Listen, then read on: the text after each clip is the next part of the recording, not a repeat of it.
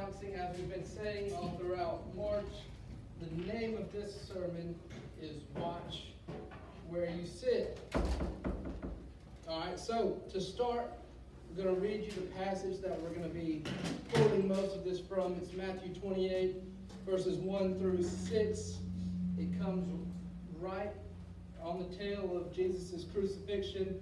It's actually part of the resurrection story here.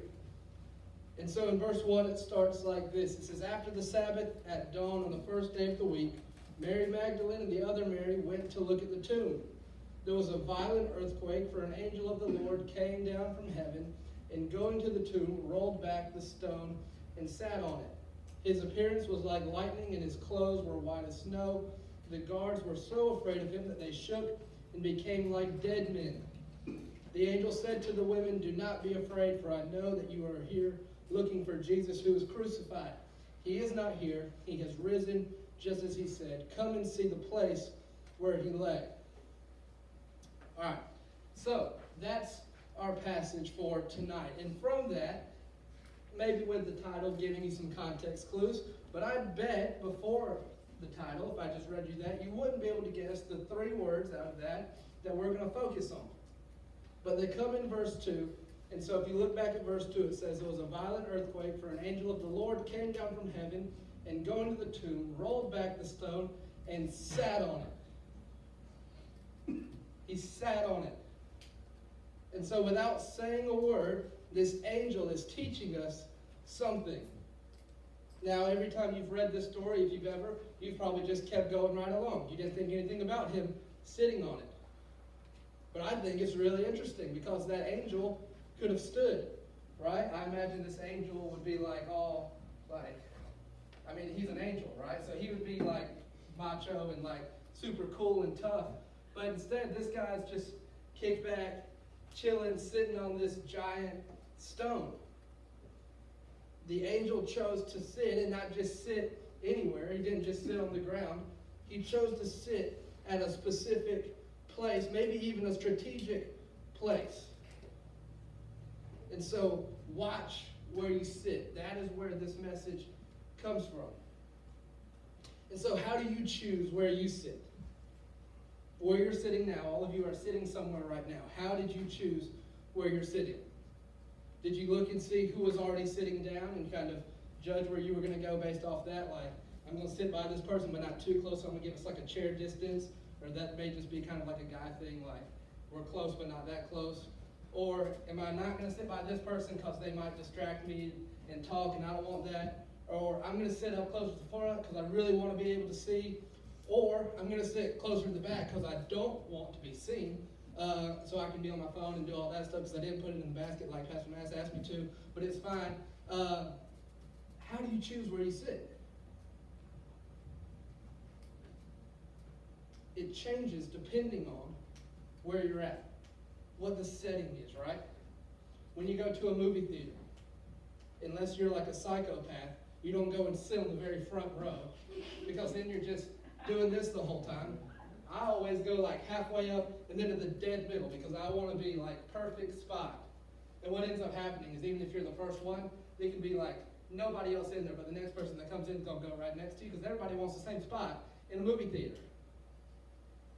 But then if you're at a sports game, it's kind of the opposite. Because if you're at a game, you want to be as close as possible. If I told you you could sit middle ways up or you could sit courtside, I'm going to go right down to the floor and be as close as I can. And so where you choose to sit is different depending on the setting. But where you sit matters. Where you sit matters. It's significant about where you sit. And so my hope is that you're starting to realize that I'm less interested in where you're actually physically sitting your body and more interested in our first point, which is where your soul sits. Where your soul sits. And so everybody should know what your soul is, right? It's your mind, it's your emotions, it's your will. It's all those things kind of balled up inside you. And so this angel, he rolls back the stone and he sits on it. And guys, I think this is really significant. I think it's very symbolic. Because like we said, an angel, I believe, would be like standing in glory and power and be like, I'm an angel. All right, clearly he's intimidating because it said the two guards turned into like dead men. They passed out because they were so freaked out. Right? The first thing an angel always says is, don't be afraid. So these dudes are pretty scary. But he's sitting. And there's really only two variables to sitting down. It's a pretty simple thing. Everybody knows how to do it. There's really only two variables. The reason you sit down and the place where you sit. It's the really only two things you got to figure out when you want to sit down. Look at this passage. It's in 1 Kings 19. It's verses 3 through 4. Elijah was afraid and ran for his life. When he came to Beersheba in Judah, he left his servant there. Verse 4, while he himself went a day's journey into the wilderness, he came to a broom bush, sat down under it, and prayed that he might die. And so what I want to point out is it's not just his body, it's not just his backside that sat down in that place, but it was his soul that he sat down. And so you may not be familiar with a broom bush tree that he went and sat under. And so we have a picture of a broom bush tree. That's what it looks like. It's also known as a juniper tree, but it was native to this area. And so some things you need to know about broom bush trees, where this dude chose to sit. The first, as you can kind of tell, it only grows in the desert. So context clues will tell you that's a desert. It's very dry, right? And so if you find yourself in this place under a broom bush, you know you're in a dry spot. You're in a dry spot. The second thing is that this plant, this tree, has a very bitter root. And it's one that the poor at this time were very accustomed to eating. But in reality, it would only be used as food under extreme desperation. Right? And we know this from Job chapter 30. It says, they are gaunt from poverty and hunger. They claw the dry ground in desolate wastelands. They pluck wild greens from among the bushes and eat from the roots of broom trees. And so, under extreme circumstances, would you eat of this? It wasn't your go-to. And the last thing about this tree is that the twigs from it would be used for binding. They would use this stuff to make, ropes, make whatever, to bind people, animals, things together, whatever it was. But it was a place where you became bound. And so Elijah had gone to a place that he should not have gone. He had no reason to be here. And he was bound by it, because that's what these trees were meant to do. And he didn't just sit there. He didn't just sit physically there. He sat his soul right there. And I want to compare something with you that's subtle, but it is so significant.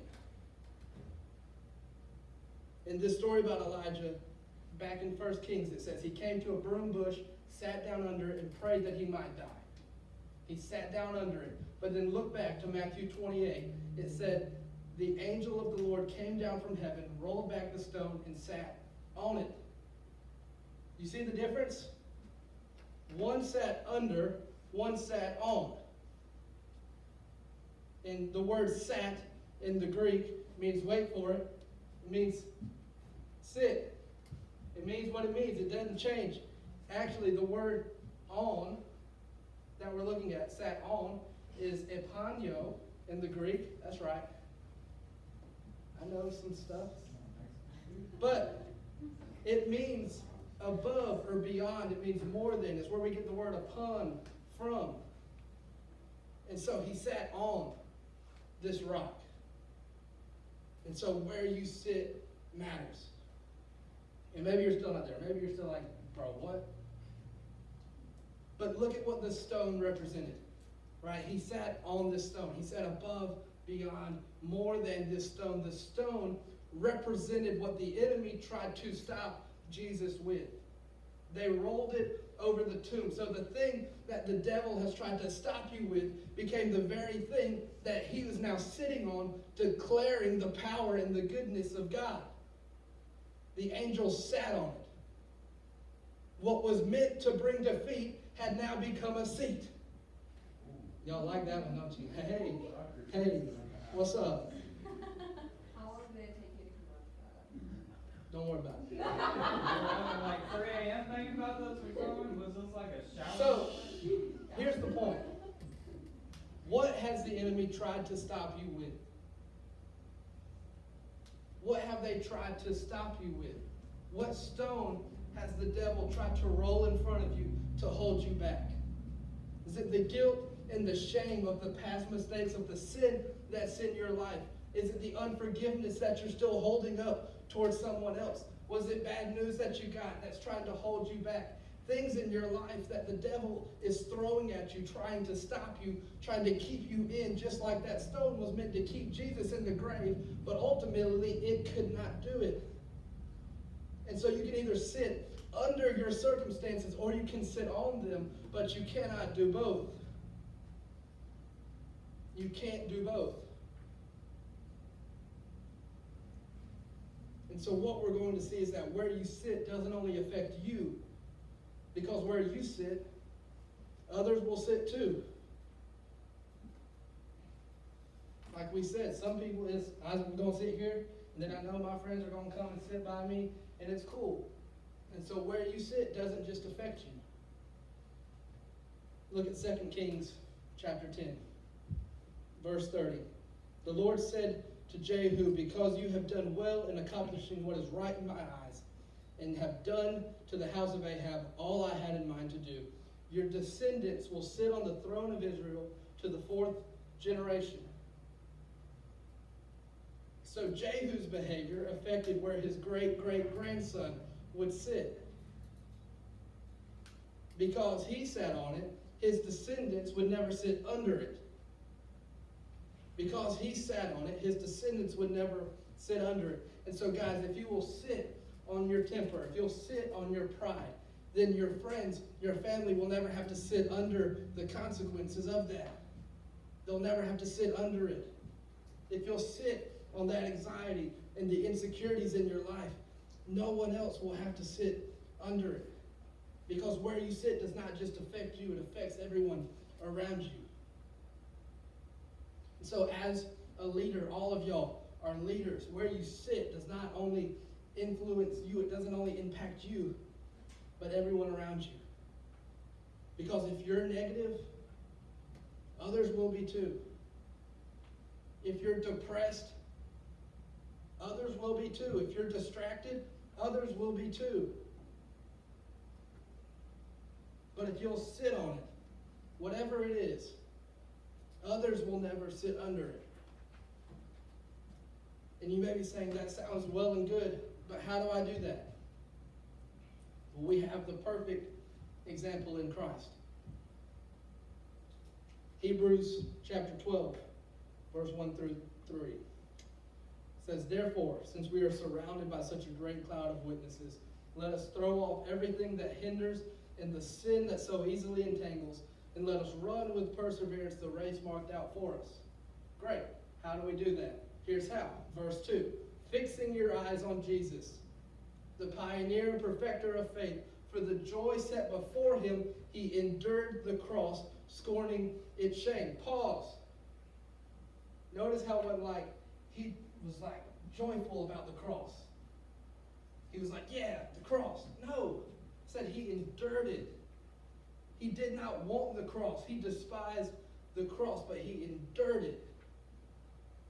Right? He looked past the cross and saw joy.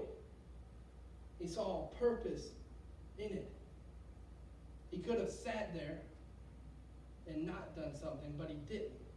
And because of that, verse 2 ends by saying, sat down at the right hand of the throne of God. Ends in verse 3, consider him who endured such opposition for sinners, so that you will not grow weary and lose heart. It's okay to sit down, but where you choose to sit is significant. And so on your ride home from school, from practice, when you're exhausted and you're worn out, and it's so easy to just lose it, to snap, choose your seat wisely. Choose your response wisely. When someone wrongs you and you have to decide what your reaction is going to be, choose your seat wisely. When you're discouraged and you have a decision to make, choose your seat wisely, because we get to choose. We get to choose. And so let's talk about this. Because I want to talk about saving seats. Don't y'all hate having to save a seat for somebody? Isn't that like the worst thing in the world? You're sitting there like spread out. You've got bags and jackets on every seat you can like reach. And every time you're like, no, you can't sit here, seat's taken. Yeah, you get, no, seat's taken. Never done that before. You never done that? Well, it'll happen. Winter jam. Yeah, we tried to save like 20 seats in a row. It was insane. And so in psychology, and Kayla's not here to correct me if this is wrong, but I didn't make this up. But in psychology, they have a term for this. It's called your seat of emotion, right? They started using this term in 1954. I've got some facts to back it up. I didn't make this up. But they begin to research how the brain houses where your emotions are seated, where they're put. So the seat of emotion. And did you know you actually have 3 brains? What? I know it's crazy, because some people don't even seem like they have one. But you have 3. And what I mean is that there's 3 main functions to your brain. So you kind of have 3 in 1 here. The first one is the survival brain, right? All living creatures have this part of the brain. It's the most like basic structure of physical survival, right? It's like your heartbeat, breathing, like reflex instincts. Most of these things are involuntary. So that's the survival brain. Then you have the logical brain. And this is the last part to develop. But it's like executive skills like planning and weighing alternatives, making decisions. And it doesn't fully develop until your mid to early 20s. But what I really want us to look at is the last part. That's the emotional brain. And that's the part of your brain also referred to as your seat of emotion. And this is the part that chooses where your emotions are going to go. And so there's a constant fight within yourself as to who is going to take that seat of emotion. And what I like to see is that when modern research tries to show us something that's been in the Bible for thousands of years, because if you look at Philippians 4, it says this: do not be anxious about anything, but in every situation, by prayer and petition with thanksgiving, present your request to God. And the peace of God, which transcends all understanding, will guard your hearts and your minds in Jesus Christ. So it's up to you, right? It's up to you to save a seat for the right emotion. Just like saving a seat for your friends, you've got to guard that seat of emotion. You've got to say, seat's taken, you can't sit here. So when you feel fear, say, seat's taken, you can't sit here. You have to tell anger, seat's taken, can't sit here. Anxiety, seat's taken. Insecurity, seat's taken, you can't sit here. 2 Corinthians 10 says, we demolish arguments and every pretension that sets itself up against the knowledge of God, and we take captive every thought to make it obedient to Christ. We take captive those thoughts and we tell them, seats taken. You get to choose where you sit, where your mind sits, where your heart sits, where your emotions sit. And the angel showed us where our rightful seat is. It's right on top of the very thing that was trying to hold Jesus back. It's right on top of the very thing that's trying to hold you back. Where you sit is significant. You've got to save a seat for the right emotions. But by far, the best news out of all of this is our third point. Is that a seat has been saved for you. Now, we all said it's no fun saving other people a seat, but how awesome is it when somebody saves you a seat? Right? There's no greater feeling than when somebody's got a seat saved for you. You get to walk past everybody, walk right up to the front, take a seat, knowing good and well you didn't do nothing for that seat, you didn't wait in line for that seat, but you just walked by everybody. It's like having a fast pass at Disney when everybody's sitting in line waiting and it's 95 degrees and you're just strolling right through, going right on. It's the best feeling in the world. And I'll share you a story from my life. If you know me, I'm very into basketball, love basketball. I also went to Auburn in college, and so, because we are an everything school, basketball was a very big part of that. And so my best friend and I, we always sat in the same spot in the student section. All right, it was very front row, very middle, right on half court. It was awesome.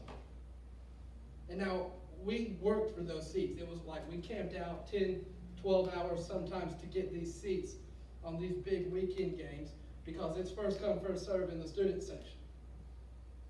And so here's what happened. I had class really late on a weekday game, and I couldn't skip class because I had already done that to go to these other games.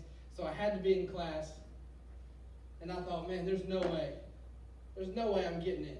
And even if I do, I'm not going to have my seat. But my buddy, he didn't have class that day at all. So he got out there early.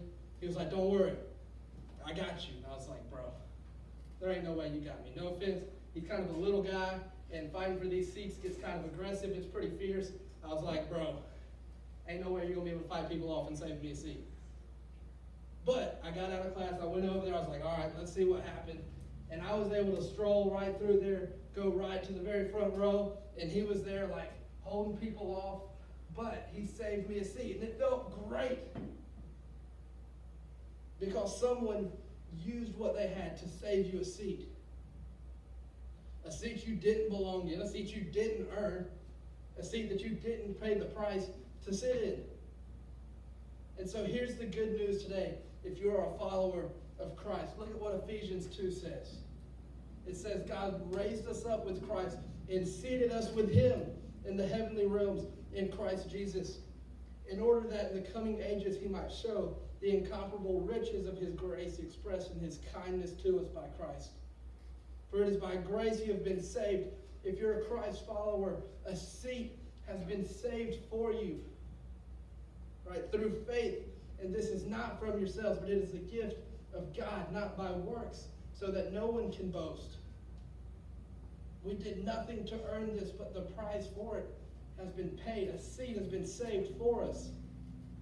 Revelation 3 says it this way, to the one who is victorious, I will give the right to sit with me on my throne, just as I was victorious and sat down with the Father on his throne. There's a seat that is being saved for every single one of us if you accept it. And I'll tell you, there's nothing worse than sitting in the wrong seat. Than sitting in the wrong seat. And somebody comes up and they're like, hey, you're in my seat. And then you got to check your ticket, check the seat, check your ticket again, and like adjust and figure out where you went wrong. I'll give you another Auburn story that goes along with this one. This was before I met Michaela. I was going to take this girl that I liked out on a date, and it was a disaster. Let me just tell you. So here's what happened. Here's what happened. We were going to see a movie, and so of course I bought everything ahead of time. Tickets were on my phone. We walk in, go to scan our tickets, won't go through. It's like, that's weird. Turn the brightness up, scans again. Nope, not going through. I'm like, all right, what's going on? So finally the dude's like, bro, I don't know what to tell you. Not scanning, can't let you in. So I go, I check my ticket, and it was bad. It was worse than just if we had gone in, sat in the wrong seats, and somebody asked us to move. That would have been embarrassing enough. But it wasn't just that we had the wrong seats. We were at the complete wrong theater. And so we showed up to this theater at the complete opposite end of Auburn and couldn't get in. Our seat was somewhere else. We were at the complete wrong theater, totally missed our movie, wasted all that money because movies cost a fortune, total disaster, and needless to say, we didn't go out again after that, which, thank the Lord for it, because Michaela. But here's why I say this. We've got to check our ticket. You've got to check your ticket. Check your ticket. Look at yourself, your life right now. and check your seat, check your ticket. Because if you look down and you're in a seat of emotion, if you look down and you're in a seat of insecurity, you look and you're in a seat of fear, you're sitting in the wrong seat. You need to check your ticket because that's not where you're supposed to be. God has reserved a seat for you. God reserved a seat for Gideon as this mighty warrior, but Gideon was still seated in a section called weakness. God reserved seating for Moses as a deliverer, but Moses was seated in a section called fear. And so maybe tonight you're in a section, you're seated in a place called complacency, or you're seated in a place called comfort. God is calling you to the front lines. It's time to lead. It's time to go all in. It's time to give like you've never given. It's time to be a contributor to what's going on and not just a consumer. Or maybe you're in a seat called regret. You're in a seat called fear, shame, pain, sin, whatever it may be. But God has saved you a seat. And so check your ticket. Because I want to remind you tonight that the price of your admission has been paid in full. There's nothing you did to earn it. There's nothing you could ever do to earn it. It's a price that no one of us could pay on our own, but it's one that Jesus paid in full. And it's not in the nosebleeds, it's right up front. It's seated next to the Father. You are seated with Christ in heavenly places. And it's been paid in full. But you can't sit on and under at the same time. So check your seat. Because if you're still seated in that sin, you're still seated in that shame, you're missing out on what God has for you. Be like going to a game and sitting way up top when your seat's way at the bottom. Nobody's going to kick you out of those. They don't want them. You're missing out on what has already been paid for. This seat is available for each and every one of you, but you've got to move. You've got to check your seat, and that's uncomfortable as it may be, to move, to change. You've got to do so to get all that God has for you. I'll give you one more verse, and we'll be done. Galatians 3, verse 13. Yet Christ paid the full price to set us free from the curse of the law. He absorbed it completely as he became a curse in our place. The price has been paid in full. You've been set free. And so what are you going to do with that? Are you going to continue to sit in the same place? That same uncomfortable seat of fear, of pain, of shame, of regret? Are you going to continue to sit where you don't belong? Or are you going to choose to get up, check your ticket, and say, I don't belong here. I belong in heavenly places with God because Jesus has already paid the price for that ticket. And so I don't have to stay here. I can go and I can get through. And so when you get to the gate and they're like, I need to check a ticket, be like, no problem. I got a seat saved for me up ahead. It ain't no thing. I got a seat saved for me that I could never afford.